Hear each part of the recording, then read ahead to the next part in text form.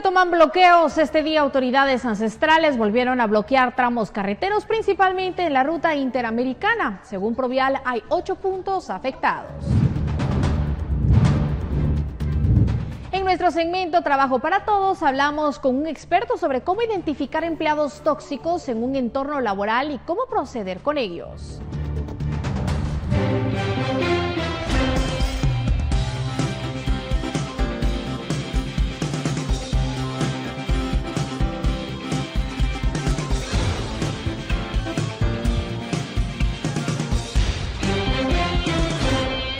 Muy buenas tardes, bienvenidos a la emisión comunitaria de Noticiero Guatevisión. Con mucho gusto les saluda Pamela Valdés. Hoy martes 24 de octubre, muchas noticias de carácter nacional e internacional que compartir con usted, así que sin más preámbulo, iniciamos de inmediato con las noticias y lo hacemos en tema de sucesos, porque el Instituto Nacional de Ciencias Forenses, INACIF, informó este martes sobre la identidad y causa de la muerte de 3 personas que fueron localizadas ayer en el kilómetro 30 de la ruta al Atlántico, aldea Azacualpilla, Palencia, Guatemala.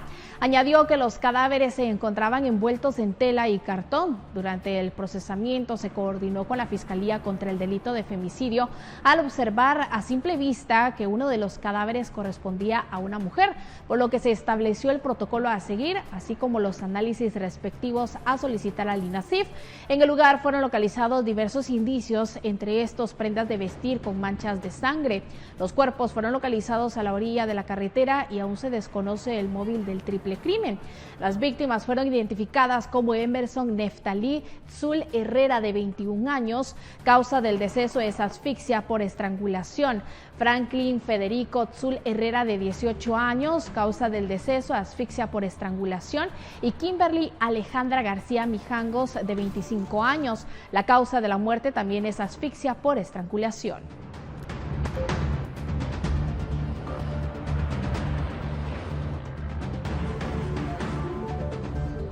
Bomberos voluntarios reportaron que rescataron a 3 perros que habían caído a un pozo artesanal de unos 10 metros de profundidad en la 13 calle final de la zona 4 en San Juan, Zacatepeques.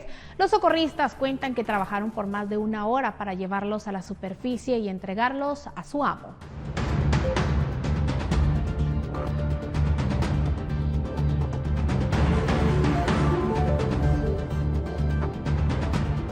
En el kilómetro 220 de la ruta al Pacífico, en el puente Carmen de Mirón, Quetzaltenango, se informó de un tráiler volcado. Elementos de los bomberos municipales departamentales rescataron al piloto y al guardia de seguridad que lo acompañaba, utilizando diversas herramientas para sacarlos del interior del vehículo que se encontraba a la orilla de la carretera. Los dos heridos, fueron llevados al hospital de Coatepeque, donde quedaron en observación.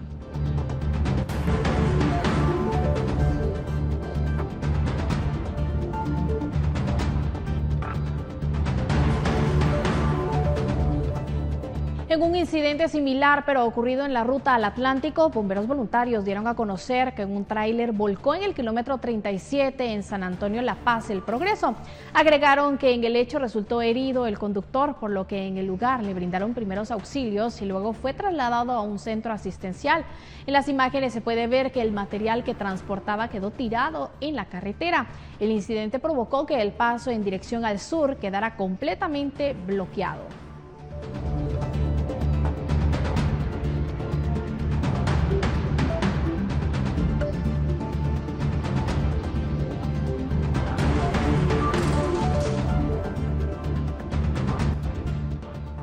Este lunes, los agentes del Centro Antipandillas Transnacional de la Policía Nacional Civil remitieron al salvadoreño Alejandro Rodríguez Robles, de 36 años, quien fue localizado en la frontera de San Cristóbal a Tezcatempa, Jutiapa. Las autoridades indicaron que Rodríguez se dedicaba al traslado de migrantes procedentes de Centroamérica y Sudamérica que buscaban llegar a Estados Unidos. El capturado es señalado por el delito de tráfico ilegal de personas, por lo que fue puesto a disposición de las autoridades salvadoreñas.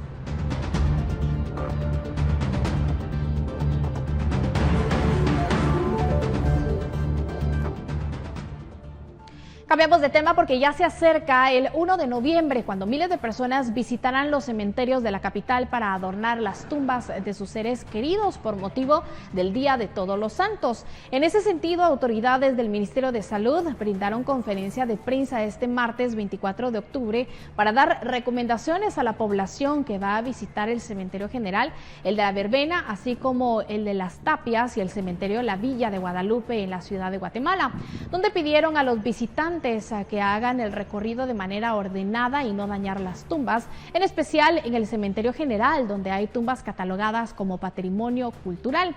Del 28 al 31 de octubre, el horario para ingresar a estos cementerios será de 8 de la mañana a 5 de la tarde, mientras que el 1 de noviembre el ingreso estará habilitado de las 7 de la mañana a 5 de la tarde. También se anunció que el 1 de noviembre se limitará el acceso de vehículos particulares en los referidos cementerios.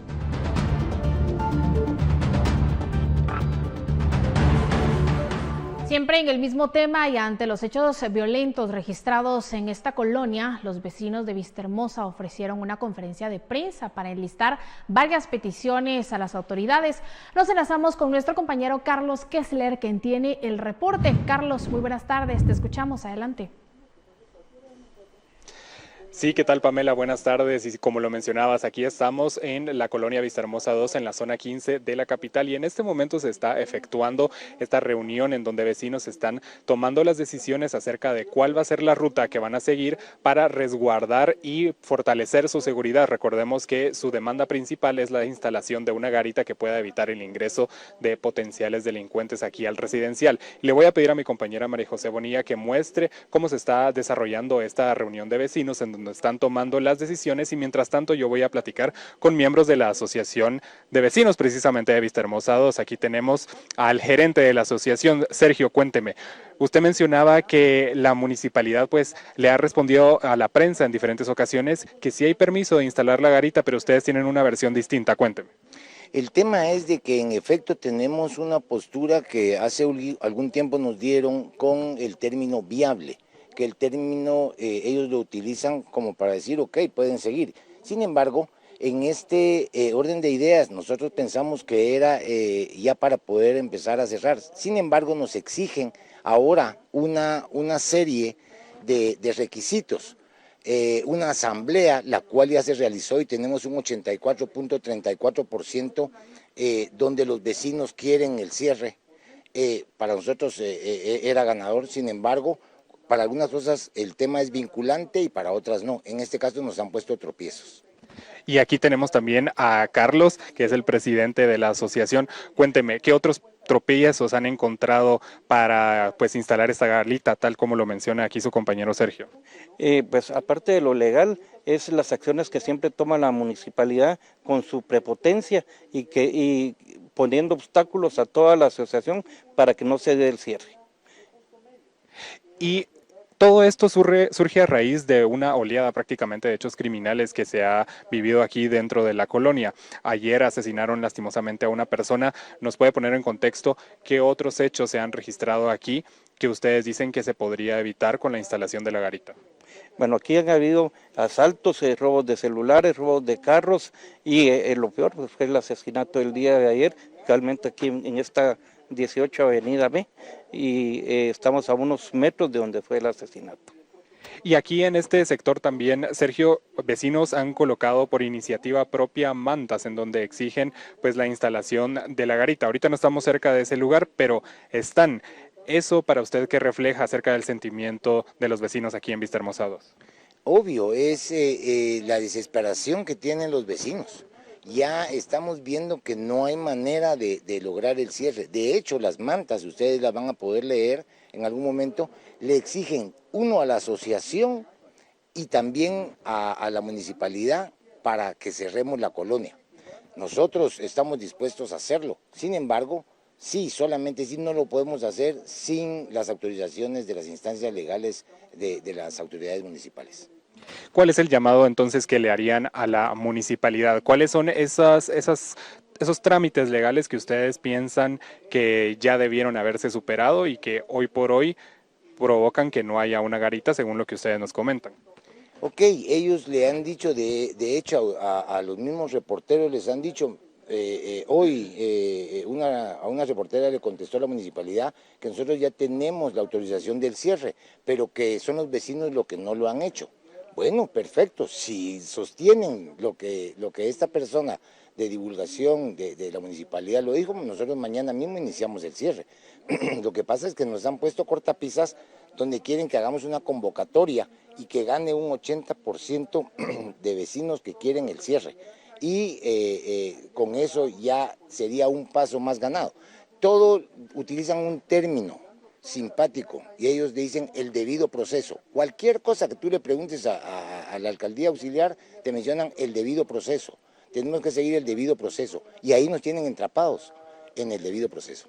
Ahora, para terminar, Carlos, aquí en esta reunión que estamos observando con las imágenes de mi compañera María José Bonilla, ¿cuál cree usted que podría ser la decisión que van a tomar los vecinos o al menos las opciones que tienen puestas sobre la mesa? Pues al menos ir cerrando las entradas de cada avenida con el apoyo de los vecinos, ¿verdad? Empezar con toneles o con conos para mientras, al menos ir poniendo algún tropiezo para la delincuencia. Muy bien, muchas gracias a los dos. Les agradezco bastante por participar aquí con nosotros en este contacto, enlace en vivo para la emisión comunitaria de Noticiero Guatevisión. Pamela, así está la situación de los vecinos en la colonia Vista Hermosa 2, en la zona 15 de la ciudad de Guatemala, que recordemos es la única colonia de las Vista Hermosas que hasta el día de hoy se mantiene abierta. Eso quiere decir que cualquier persona, cualquier vehículo puede transitar por acá, a diferencia de la Vista Hermosa 1, por ejemplo, que es así, tiene garitas de seguridad. Con esta información yo regreso contigo al estudio central con imágenes de María José Bonilla para Noticiero Guatevisión, Carlos Kestler. Muchas gracias, Carlos, por la información. Mucha precaución a tu retorno y con esto nosotros nos vamos a una pequeña pausa comercial. Ya regresamos con más.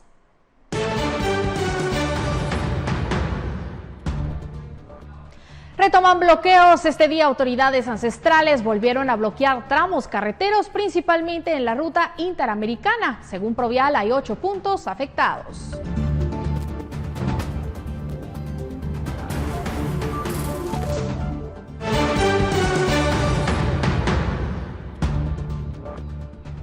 Ya estamos de regreso con más información. Autoridades de la Alcaldía Indígena de Sololá y su población retomaron este martes 24 de octubre los bloqueos de carreteras para exigir la renuncia de la fiscal general y jefa del Ministerio Público, Consuelo Porras. Desde las 7 horas mantienen al menos 8 bloqueos en jurisdicción de Sololá en la ruta interamericana.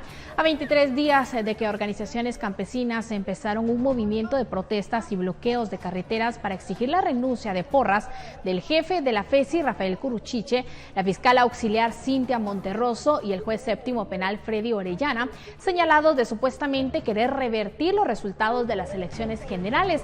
Edgar Tuy, síndico de la Alcaldía Indígena de Sololá, mostró preocupación por la indiferencia que dichos funcionarios han mostrado ante sus demandas, además de criticar a otros sectores como el Sindicato de Magisterio, diputados, jueces y magistrados. Población de Sololá en asamblea han tomado la decisión de volver a salir.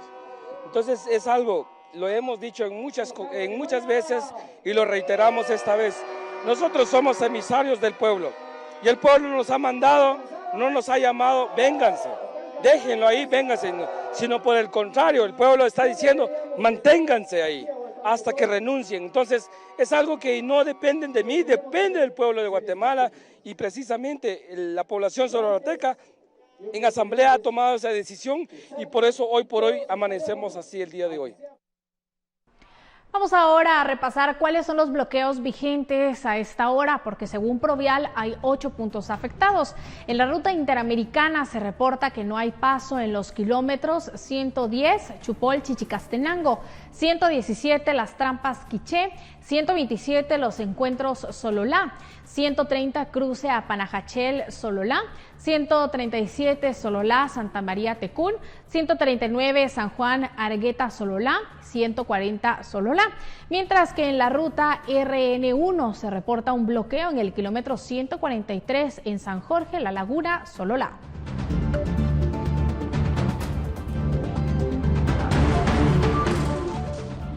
La reanudación del paro en Sololá, que exige la renuncia de fiscales del Ministerio Público y del juez Freddy Orellana, además de bloqueo de carreteras, incluyó el cierre de todo el comercio en la cabecera departamental. La alcaldía indígena de Sololá retomó este martes 24 de octubre los bloqueos sobre la ruta interamericana como medida de presión para buscar la renuncia de la fiscal general María Consuelo Porras y 2 fiscales más del ente investigador, además del juez Freddy Orellana del organismo judicial. Los bloqueos en la ruta interamericana fueron colocados desde el kilómetro 140 San Juan Argueta, el ingreso a la cabecera departamental, Las Trampas, Chupol y la aldea Los Encuentros. En esos puntos, cientos de personas se concentraron a petición de los alcaldes comunales. El llamado de la autoridad indígena al paro incluyó el cierre de toda actividad en la cabecera departamental. Noticiero Guatevisión corroboró en el casco urbano de Sololá que era una ciudad semidesierta. Restaurantes, bancos, el mercado municipal, barberías, librerías y tiendas, todo el comercio cerró. El paro en Sololá incluyó la suspensión de actividades en varios municipios alrededor del lago, lo cual afectó la movilidad de turistas dentro del departamento. De acuerdo con alcaldes comunitarios de San Juan Argueta y de Chiquijayá, los bloqueos continuarán por tiempo indefinido. En Sololá, para Noticiero Guatevisión, Minor Talk. Varias organizaciones indígenas de Quiché convocan a los vecinos de los municipios para viajar a la capital y unirse a las manifestaciones frente al Ministerio Público. Aseguraron que la estrategia ha cambiado y buscarán retirar los bloqueos de las carreteras. Las autoridades comunitarias de varios municipios de Quiché iniciaron a enviar representantes para apoyar la manifestación frente al edificio del Ministerio Público en Guatemala. Además, también invitan a los vecinos a unirse a las manifestaciones viajando con ellos, como por ejemplo las autoridades comunitarias de Zacapulas.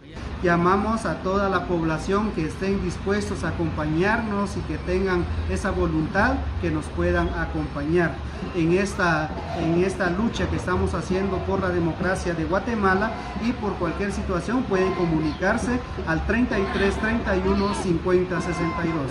Zacapulas. Los representantes de la alcaldía indígena de Santa Cruz del Quiché afirmaron que la estrategia de las manifestaciones ha cambiado. Indicaron que buscarán retirar los bloqueos de las carreteras y realizar manifestaciones frente a edificios públicos del departamento. Confirmamos que nuestra lucha sigue de pie y se ha reorganizado. Esta lucha se ha reorganizado, asimismo se han retirado las resistencias en los diferentes puntos de acceso a las comunidades y municipios, y se seguirá la modalidad de concentración en frente de las instituciones públicas como Ministerio Público, Gobernación e instancias de gobierno. A pesar de esto, los bloqueos continúan en varios puntos de la carretera interamericana a Occidente. Para Noticiero Guatevisión reportó Héctor Cordero.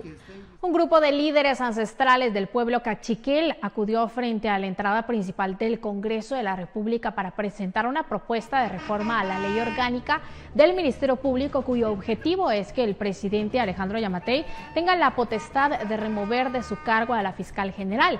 La reforma es en el artículo 14 del decreto 40-94 y propone que el mandatario pueda remover al jefe del Ministerio Público por causa justificada debidamente establecida, entendiéndose como causa justificada la comisión de un delito durante el ejercicio de su función, siempre y cuando haya sentencia condenatoria. En otro párrafo se plantea que también se puede remover al fiscal general cuando, en la ausencia de objetividad en la persecución penal, atente contra el orden constitucional, cause ingobernabilidad o grave perjuicio al sistema político nacional.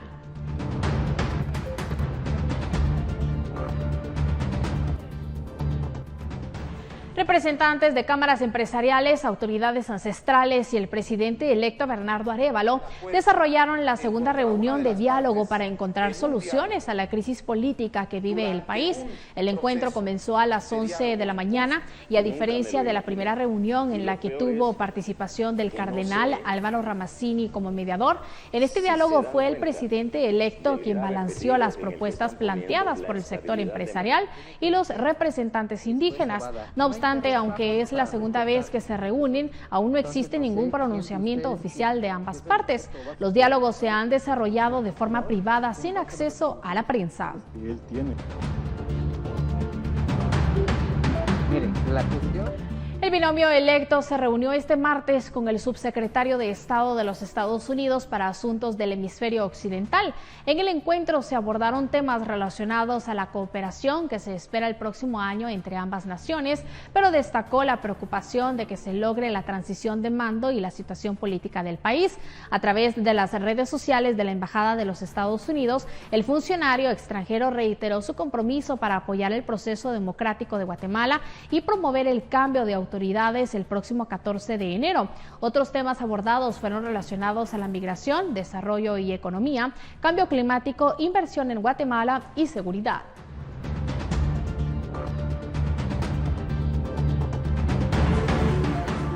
Las autoridades del Tribunal Supremo Electoral indicaron que el Ministerio de Cultura les negó el uso del Teatro de Cámara Enrique Gómez Carrillo en el Centro Cultural Miguel Ángel Asturias para llevar a cabo el acto protocolario de la presentación del informe de labores de la presidenta del Tribunal Supremo Electoral, Irma Elizabeth Palencia.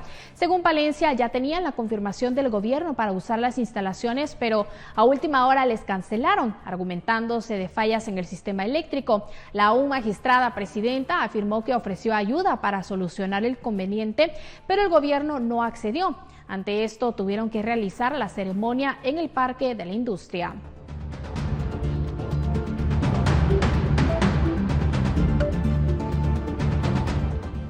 Irma Elizabeth Palencia dejará la presidencia del Tribunal Supremo Electoral a partir de este jueves y su sucesora será Blanca Alfaro, quien deberá presidir el pleno para decidir si se amplía el proceso electoral.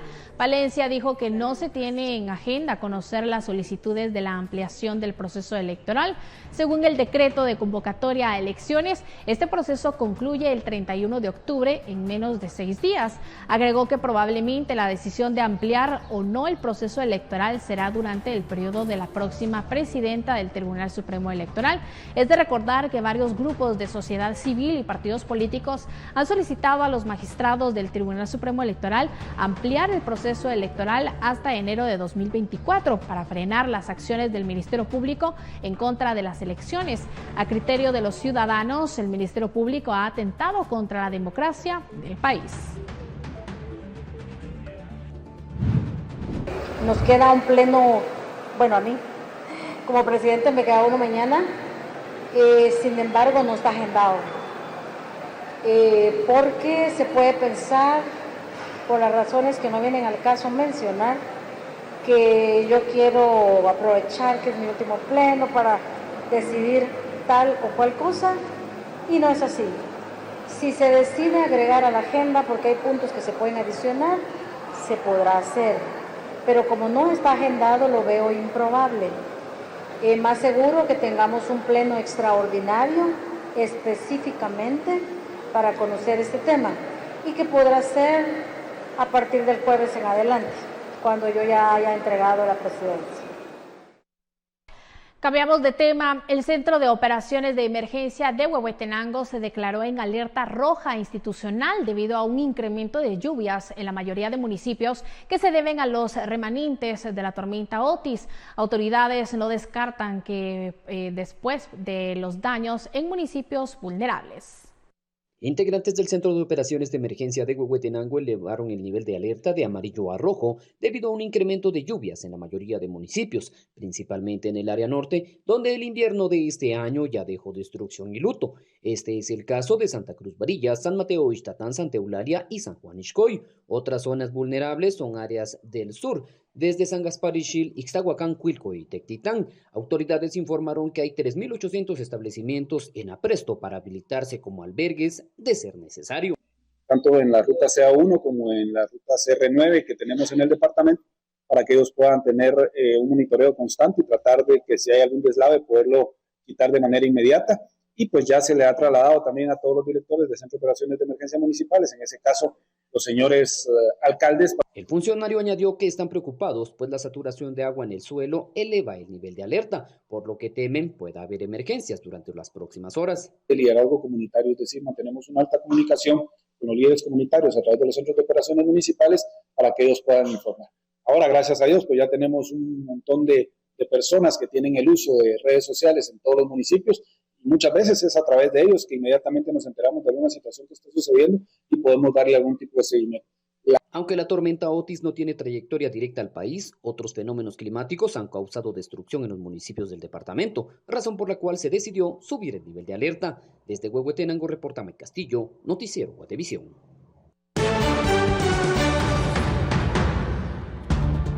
En nuestro segmento Trabajo para Todos hablamos con un experto sobre cómo identificar empleados tóxicos en un entorno laboral y cómo proceder con ellos.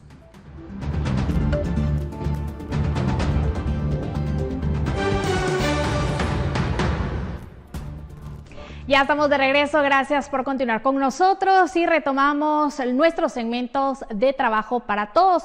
En esta oportunidad podremos identificar a esos empleados tóxicos.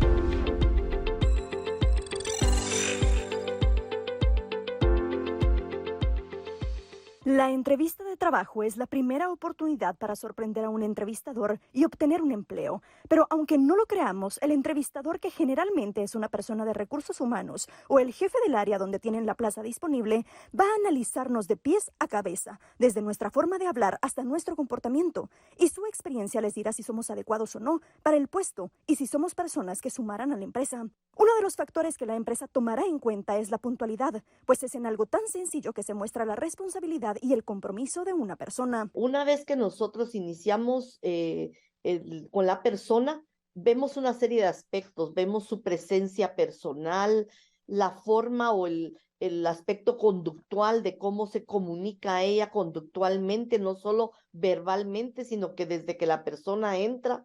Por ejemplo, muchas de las actitudes que evaluamos es cómo se sienta, cómo ve a la persona que le está entrevistando, cómo coloca las manos, porque muchas veces la persona está así en actitud de cerrar o negar información. La mirada es clave. Si está viendo mucho hacia un lado, hacia el otro lado, pierde la mirada, es seña de que o está mintiendo o está ocultando algo. La persona encargada de la entrevista también evaluará lo que el postulante dice, pues en muchas ocasiones sucede que la persona usa la entrevista para criticar o hablar mal de la empresa en la que trabajó anteriormente. Asimismo, podrá ver si la persona es insegura, desconfiada o si está mintiendo. Pero, ¿cómo diferenciar la inseguridad del nerviosismo? La persona, cuando está nerviosa, pues se le quiebra la voz, empieza con sudoración, en algún momento tiembla, y entonces la obligación del reclutador, por eso la experiencia de él, es tranquilizarlo y hacerle una pregunta al inicio donde la persona pueda contar algo de su vida sin entrar en detalles del trabajo.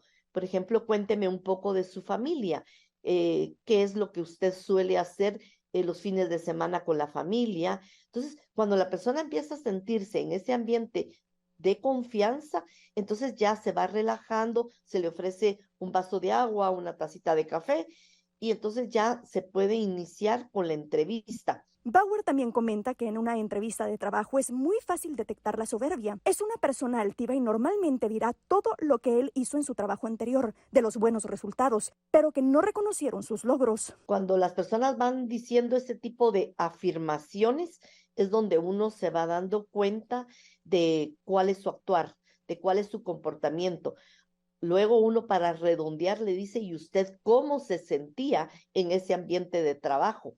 Y ahí es donde empiezan cabalmente a decir pues todas las situaciones, no, que me sentía muy mal, que no me gustaba trabajar con la gente, que prefería aislarme, que cuando habían actividades yo no asistía. Entonces, esos son síntomas de actitud negativa. Y estas personas son ahora conocidas como los empleados tóxicos, una definición que se usa con más frecuencia luego de la pandemia, cuando muchos trabajadores estaban en home office y cuando regresó la normalidad y volvieron a la presencialidad, su estado de ánimo cambió. Se volvieron personas negativas que criticaban, mienten, son haraganes y son agresivos. ¿Y qué hacer cuando hay un empleado tóxico ya en nuestra empresa? Nosotros evaluamos si son situaciones que pueden ser cambiadas, modificadas. Yo tengo colegas que han cambiado de puesto a la persona para tratar de mejorar esa actitud o ese ambiente del colaborador. Sin embargo, si ni ahí la persona modifica o cambia, si la persona es muy valiosa dentro de la organización, yo puedo hacer un último esfuerzo de darle un proceso de coaching individual. Si definitivamente la persona no cambia, tengo que lamentablemente despedirla o retirarla de la empresa. Para tomar esta decisión es importante no tomar tanto tiempo, pues puede ser contraproducente para la empresa. Y es que un empleado tóxico o negativo puede contaminar a los otros empleados.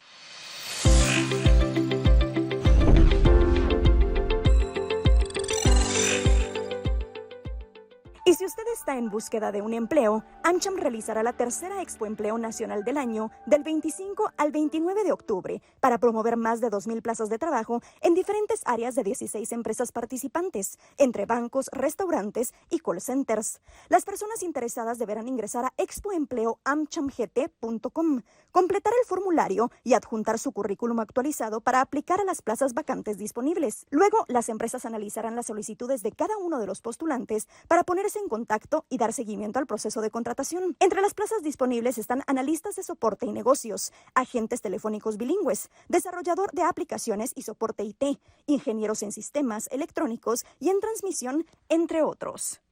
Para Noticiero Guatevisión, Paula Osaeta.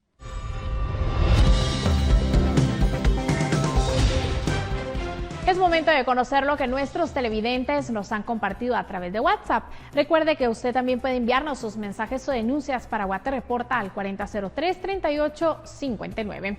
Nuestro televidente Neri Urizar nos envió información del hallazgo de una serpiente en una escuela de Chinique en Quiché. Una serpiente venenosa, cantil cola de hueso, ingresa a una escuela acá en el Agua Tibia 2. El riesgo es para los pequeños que en este lugar, al momento de que se acercaban acá a la pila, ellos ven esta serpiente. En su momento, pues bomberos voluntarios pues logran ya atraparla para llevarla a algún lugar, pueda ser liberada y así pues quitar el peligro que existía acá con los niños de la escuela del Agua Tibia 2, acá en Chinique de las Flores. Siempre en el mismo tema, una maestra aprovechó la oportunidad para decir que la escuela necesita apoyo de las autoridades para la contratación del tren de aseo. Sí, ojalá que tuviéramos también el apoyo del tren de aseo, que lo hemos estado pidiendo año con año, pero esperemos que algún alcalde sí nos quiera dar el apoyo del tren de aseo, ya que este establecimiento no tiene un lugar donde enterrar basura, sino que solo lo tenemos aquí. Y quizás también porque ya llevamos 4 años aquí con la leña, ¿verdad? De que por la alimentación escolar que ya nos está dando, pues la leña se ha quedado aquí. Posiblemente sea eso, o también por la maleza que también está grande ahorita. En otras novedades, arrancando a machetazos manojos de pasto, Leonel Acosta libra una lucha desigual pero esperanzadora para recuperar tierras deforestadas por la ganadería ilegal en el corazón de la reserva de la biosfera maya en Guatemala, el área protegida más grande de Centroamérica. La Reserva de la Biosfera Maya en Guatemala. Se trata del área protegida más grande de Centroamérica, cerca de las fronteras con México y Belice. Los lugareños trabajan bajo un modelo de manejo forestal comunitario que ha permitido frenar la deforestación, conservar el bosque y su biodiversidad. Mientras cultivan o producen miel en áreas concedidas por el Estado, los lugareños reforestan con especies nativas. Los retos, el pasto es uno del reto más importante de nuestra organización. Como decía, son 600 hectáreas de solo pasto. Es un mar de pasto que había cuando nosotros agarramos esta concesión el año pasado. Ahora las hectáreas que se están recuperando son de árboles nativos de selvas de aquí de la misma selva. Esta región ocupa el 19% del territorio guatemalteco. El tráfico de madera, incendios y siembra de pasto para ganado habían incrementado la deforestación de un 19% en 2000 a 33% en 2022. En WSS estamos llevando un proceso de restauración de paisajes en un aproximado a 3.500 hectáreas. Estas 3.500 hectáreas son áreas degradadas que en algún momento tuvieron pasto exótico establecido, causando grandes daños para la reserva de la biosfera maya. La reserva también resulta vital para la flora y fauna, además de su capacidad de absorber CO2. Sí, tener el hábitat restaurado está permitiendo regresar a muchas especies, está permitiendo tener el balance otra vez en todas las cuestiones de fauna y obviamente de la flora del área. Están permitiendo tener todo ese carbono almacenado ahí, que no esté aumentando el calentamiento global. Esta fue una de las áreas que el Estado dio en concesión para la producción sostenible de la reserva, donde viven 200,000 personas. Pero cayó en manos de usurpadores, algunos aliados con narcos que usan la tierra para lavar dinero con ganadería o el aterrizaje de avionetas con droga. Las fincas ganaderas ilegales se localizan por satélite, pero la burocracia judicial demora años en desalojar a los usurpadores. Aún así, más de 157,000 hectáreas fueron recuperadas en los últimos 10 años. Unas 45,000 ya tienen cobertura boscosa y 3,500 están en restauración, según la ONG WCS, que da capacitación forestal y agrícola desde 2009. Fue que los agricultores también fueran partícipes de esto, dándole 1 hectárea a cada quien, o podemos decir una manzana dentro del área, para que los agricultores pudieran sembrar sus cultivos como maíz, frijol, camote, yuca. También se siembran árboles maderables que entre 10 y 20 años serán productivos para la comunidad. Pero hay dificultades. En comunidades empobrecidas y abandonadas en la selva por décadas, algunos dicen no poder esperar. Acá trabajamos 4 o 5 días cada 2 meses. ¿Los pagan qué? Son 100 quetzales el jornal del día. Son 500 quetzales. Esos 2 meses, con esos 500 quetzales no los damos abasto para mantener el hogar, pues, a la familia. Pero la conciencia medioambiental parece propagarse, y quienes se suman al proyecto están convencidos de que a través de esta restauración forestal están dando esperanza al mundo entero. Con esta información ponemos punto final a la emisión comunitaria de Noticiero Guatevisión. Gracias por acompañarnos. Nos despedimos.